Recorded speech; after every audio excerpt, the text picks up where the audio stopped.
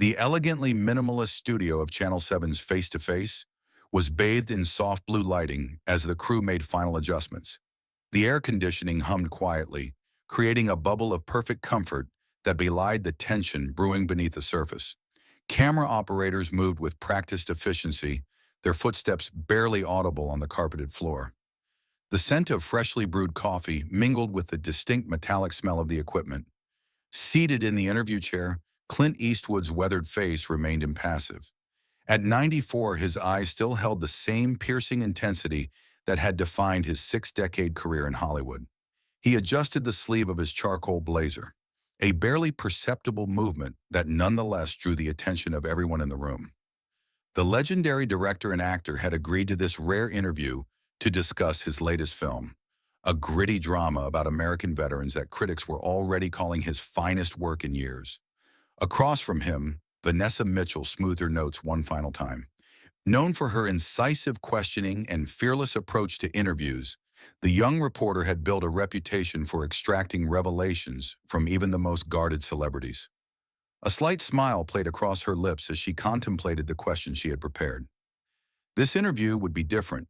She was determined to go beyond the standard promotional conversation and uncover something new about the notoriously private icon. 30 seconds to air, called the floor director, his voice slicing through the hushed atmosphere. If you're enjoying this story so far, please take a moment to subscribe to our channel by clicking the button below. We'd also love to know which city you're watching from, so drop that in the comments section. We read them all. The red light on the camera blinked on, and Vanessa's professional smile appeared instantly. Good evening, and welcome to Face to Face. I'm Vanessa Mitchell, and tonight we have the extraordinary privilege of sitting down with a true American icon, director, actor, composer, and cultural touchstone. Please welcome Mr. Clint Eastwood. The camera panned to Eastwood, who nodded slightly in acknowledgement. His face revealed nothing, but his hands rested comfortably on the armrests, relaxed yet vigilant, like a gunslinger from one of his classic westerns. Mr. Eastwood, thank you for being here. Your new film, Last Stand, has been hailed as a masterpiece, perhaps the crowning achievement in a career filled with landmark works. What inspired you to tell this particular story at this stage of your career? Eastwood leaned forward slightly, his voice carrying that familiar gravelly quality that had become his trademark. Well, I've always been drawn to stories about ordinary people facing extraordinary circumstances, he began, his words measured and thoughtful. These veterans, their stories deserve to be told with honesty. No politics, no agenda, just the truth of their experience. Vanessa nodded, seemingly appreciative of his response while her mind calculated her next move. The preliminary questions continued, covering the film's production, casting decisions, and Eastwood's directorial approach. The conversation flowed naturally, building a false sense of comfort. Viewers could sense that something was brewing beneath this seemingly routine interview, an invisible current of tension winding its way through the exchange.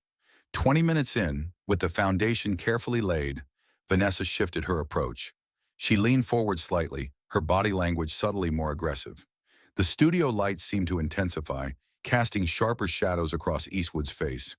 Your films often explore themes of justice, redemption, and personal code, she said, her tone shifting almost imperceptibly. I'm curious how those values played out in your personal life, particularly as a father. A momentary flicker crossed Eastwood's eyes, so brief that most viewers might miss it, but the camera caught it in perfect high definition. His jawline tightened ever so slightly. My films speak for themselves, he replied, his voice maintaining its even keel.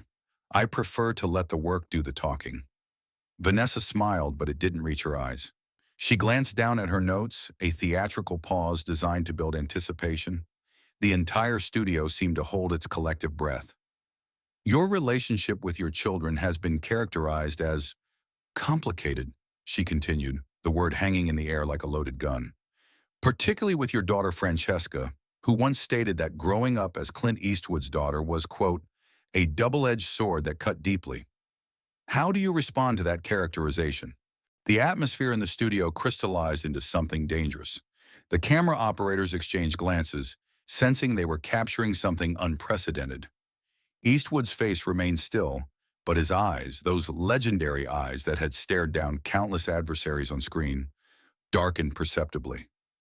"I agreed to discuss the film," he said quietly, each word precise and controlled. "Not my family." Vanessa pressed on, seemingly oblivious to, or perhaps energized by, the warning signs. "But surely you understand the public's fascination? Your son Scott has followed in your footsteps, while your relationship with your daughter Kimber was kept secret for years. Don't you think these complex family dynamics inform your work as a storyteller?" There was a heartbeat of absolute silence. The sound technician later swore he could hear the second hand ticking on Eastwood's watch. Then, with deliberate calm, Clint Eastwood removed his microphone. The movement was unhurried, methodical, the same careful precision with which he had directed Oscar-winning films. He placed the small black device on the side table and stood up, his tall frame still commanding even in his 90s. "I believe we're done here," he said, his voice quiet but carrying to every corner of the suddenly silent studio. Vanessa's professional composure cracked for the first time. "Mr. Eastwood, But he was already walking away, his back straight, his steps measured. The studio erupted into frantic whispers. The director frantically signaled to cut to commercial, but the cameras continued rolling, capturing the legendary actor's dignified exit. The red on-air light continued to glow as Eastwood paused at the edge of the set. For a moment it seemed he might continue his exit without another word. But then he turned, fixing Vanessa with a gaze that had made him an icon. "There's a line," he said, his voice low but perfectly audible in the silent studio, "between journalism and exploitation, between legitimate questions and trafficking in personal pain for ratings. Maybe take some time to figure out which side you're on." With that, he disappeared through the exit door, leaving behind a stunned silence. The commercial break finally began, but the damage, or perhaps the magic, was done. Social media exploded within minutes. Clips of the walkout generating millions of views before the interview even finished airing. When the cameras returned from commercial, Vanessa sat alone, visibly shaken but attempting to maintain professionalism. "We seem to have had a difference of opinion regarding the scope of our conversation with Mr. Eastwood," she said, her voice lacking its earlier confidence. "We'll return after the break with our panel discussion on his remarkable career." But behind the scenes, chaos reigned. The studio executive producer burst into the control room, his face flushed with anger, or perhaps excitement at the viral moment they just captured. "What the hell happened?" he demanded, watching the social media metrics climbing by the second. The segment producer shook her head. She went off script. Those family questions weren't in the approved outline. Meanwhile, in his dressing room, Eastwood stood perfectly still, looking at his reflection in the mirror. His expression revealed nothing, but his mind was churning with memories, painful ones that the public knew nothing about, that they had no right to know about. The production assistant knocked timidly. "Mr. Eastwood, your car is ready whenever you'd like to leave." "Thank you," he replied, his voice betraying none of the emotion churning beneath the surface. As he gathered his things, his phone buzzed with a text message. It was from his daughter, Francesca. "Dad, it's all over Twitter. Are you okay?" His weathered fingers hovered over the screen for a moment before he typed back, "I'm fine. Some things aren't for public consumption." When Eastwood emerged from the dressing room, he found the studio's network president waiting anxiously in the hallway. "Mr. Eastwood, I want to personally apologize for what happened. Vanessa Mitchell's questions were not approved, and I assure you there will be consequences." Eastwood studied the man's face, sincere concern mixed with the unmistakable calculation of someone managing a potential public relations disaster. "No need," Eastwood replied, surprising the executive. "She was doing her job as she sees it. But the disrespect—" "It's done," Eastwood interrupted, his tone making it clear the discussion was over. As he walked toward the exit, staff members watched in reverent silence, parting to make way for the living legend. Outside, away from the cameras, Eastwood paused to collect himself, the evening air cool against his face. His driver stood by the car, pretending not to notice the emotions playing across his employer's normally stoic features. What no one knew, what the public couldn't possibly understand, was that just 3 days earlier, Eastwood had sat by his ex-wife's hospital bed as she battled a serious illness. Despite their complicated history, they had made peace years ago, united by their shared children and grandchildren. The family had agreed to keep her condition private, away from the voracious appetite of the media. In the car, finally alone, Eastwood closed his eyes. The interview questions had struck too close to raw nerves, to conversations and reconciliations happening behind closed doors that were nobody's business but his family's. His phone buzzed again, this time with a call from his son Scott. "Dad," Scott said when Eastwood answered, "just saw what happened. For what it's worth, I think you did the right thing." "Just did what needed doing," Eastwood replied, his voice softer than his public persona would ever allow. "Mom's asking about you. Says to tell you she's proud." Eastwood felt something tighten in his chest, a complex emotion that no interview could ever capture, no matter how probing the questions. "Tell her I'll be by tomorrow," he said. Meanwhile, back at the studio, the aftermath was unfolding in unexpected ways. After the show, Vanessa Mitchell sat alone in her office, scrolling through the avalanche of responses on social media. Some praised her for asking tough questions. Many more condemned her for crossing a line with a beloved icon. Her producer entered without knocking. "The clip has 10 million views already," he said, a note of awe in his voice. "The network wants you to make a statement."